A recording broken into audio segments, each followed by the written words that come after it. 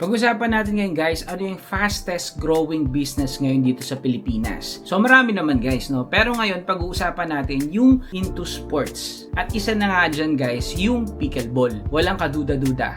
Halos buong Pilipinas or buong mundo into pickleball ngayon. At syempre, ano pa yung mga business na naapektuhan ng sports na pickleball? Kung interesado ka about pickleball at gusto mo magsimula ng negosyo about pickleball, panoodin mo ang video na to. So kung wala ka pang puhunan or meron ka ng puhunan, panoodin mo pa rin to guys. Kasi may malaking matutulong sa ito para sa'yo or sa pamilya mo or sa mga kamag-anak mo or kaibigan mo na gustong-gusto ng pickleball. Okay, simulan na natin. So meron tayong 5 negosyo or pagkakakitaan na related sa pickleball na maganda yung takbo ng trend or maganda yung kitaan ngayon. Direct to the point, maganda yung pera ngayon dito na connected sa pickleball. So unang-una sa lahat, syempre, pickleball. Kung mag-start ka ng negosyo at into sports ka naman, mahal mo or gustong-gusto mo ang healthy lifestyle, simulan mo ang magkaroon ng negosyo na pickleball. So abangan mo guys yung number 4, magugulat ka, pwede pala yung ganong negosyo at maganda yung kitaan, malaki yung kita at maraming perks or benefits ng negosyo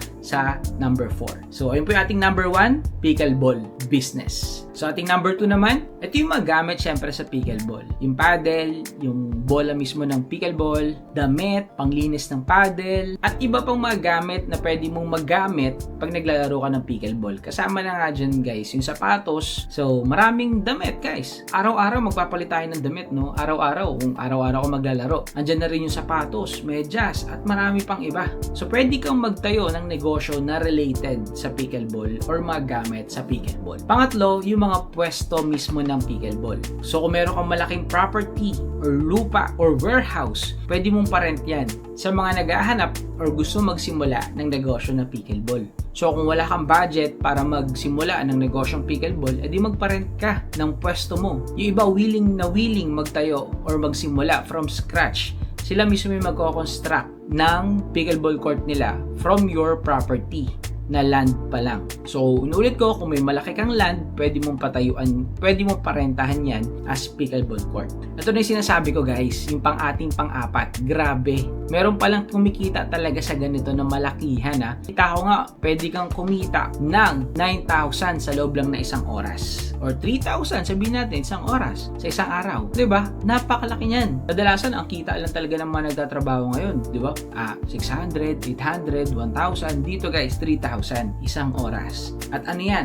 Ito yung coaching sa pickleball. Especially kung sobrang galing mo na sa pagko-coach. Pwede kang kumita ng 3,000 to 9,000 to 20,000 sa loob lamang po na isang araw. Grabe, ganun kalaki ang pwede mong kitain sa loob ng isang araw. Ulitin ko, 3,000 to 20,000, sisiw na sisiw sa yan. Pwede mong kitain yan sa negosyo na to kapag marunong kang maging coach ng pickleball. Bakit? Nagtanong-tanong kasi guys, gusto ko magpa-coach sa pickleball. Yung isang natanongan namin, 3,000 talaga. Kasi nga, magaling na. Per head din sa loob lamang po na isang oras. And then may natanungan naman din ako, mas mura, 1,000 pesos. Pero kung meron ka namang maging kliyente sa loob lang na isang araw, or sabihin mo 1,000 per hour, ay din mag-coach ka ng 9 hours, meron ka ng 9,000 pesos. Pero kung ang rate mo is nasa 3,000 pesos ka na per hour, per head, pwede kang kumita ng malaki. Imagine mo, pwede kang mag-coach ng 3 players sa loob na isang oras ng sabay-sabay. Kung marunong kang mag-coach, being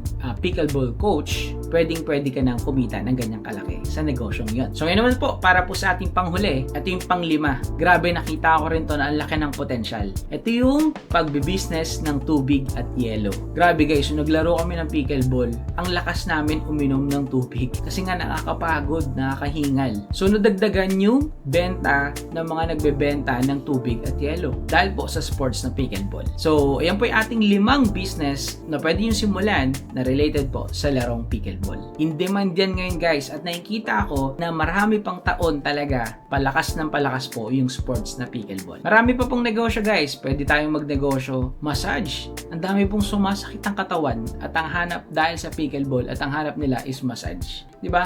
nadagdagan din yung guest or client ng mga spa dahil po sa masasakit na katawan ng players ng pick and ball. So, comment down below guys sa comment section kung ano pa yung mga naiisip nyo or suggestions nyo or ideas nyo na related po sa sports na pick and ball na pwede nating simulan na negosyo. Bakit? Magtulungan tayo mga Pilipino guys na umasenso sa buhay. So, ginagawa ko rin to para makapag-share ng knowledge or ideas para po makapagsimula kayo ng negosyo. So, lamang guys, naman nagustuhan nyo yung video na to. Please don't forget to like, share, comment, and subscribe. And click the notification bell po with all para lagi ka updated sa ating mga videos. Maraming po sa muli at God bless. Appear!